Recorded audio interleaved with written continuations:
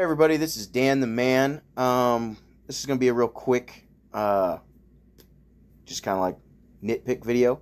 So on the Acolyte, a few things. The Jedi robes are too fancy for the Jedi, in all actual honesty.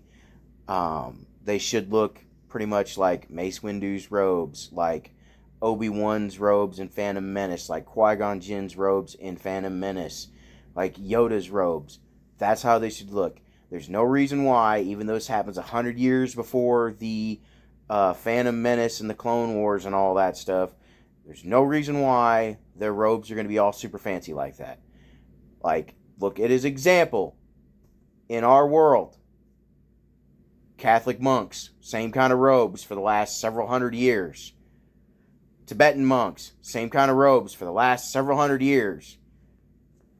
They're not going to change the stuff. The Jedi way is a religion of the Force. George Lucas said this. 2, the Wookiee Jedi Master, forgive me, I don't remember his name. He has the little swirly marks embedded in the walls of his hut. They showed that in the TV series. Don't understand why, because the Jedi Master and May are never going to have a conversation because the Jedi Master got murdered by the Sith guy. So there's going to be no resolution to that. Makes no fucking sense. Sorry, it just doesn't make any sense to put it in there. We don't need it. It doesn't progress the story or help the story in any way because that character is dead and there's nothing more to go with it. Oh, crap. What was one of the other things? Belts. I did that's with the robes. It was the robes. There was the little swirly deal. Fire. The fire. Okay, so this isn't really necessarily a nitpick other than the fact of that I actually understand why the fire burned the stone, the concrete, and the metal like it did. Because I understand how magic works. And the witches are supposed to be using magic, but it's the Force that they control to make it as magic.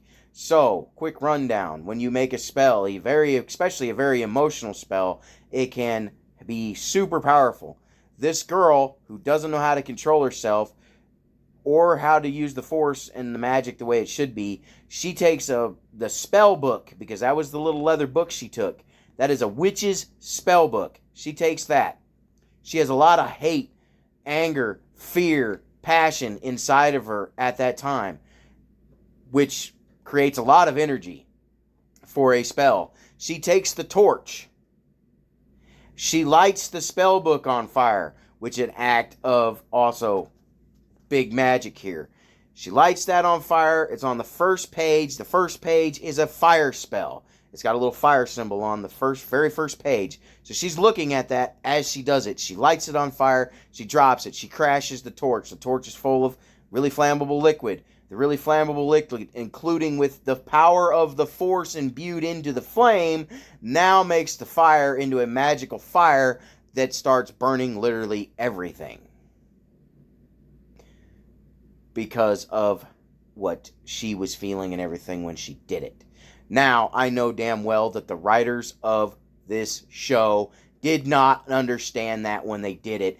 They just was like, we're going to have the whole coven burned down, and since it's in the future, it's going to be in a concrete, stone, metal building structure, and it just didn't matter or occur to them.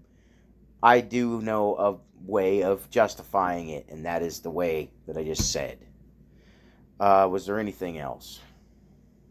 Well, you said future, but that would be in the past. But that's also the past from their past. Are you really going to nitpick that? That's a long time ago in the past, so... Yeah, it's in the past in another galaxy, but it's a sci-fi setting, which is still supposed to still be futuristic. Okay? Alright? This is in the galaxy for away a long time ago. Alright, well, that's just a few little nitpicks on things and a clarification on how you could actually do what they did with the fire, except that we all know that they just straight up screwed up, and they did that and did not think about what they were doing when they wrote it. Alright, I'm out.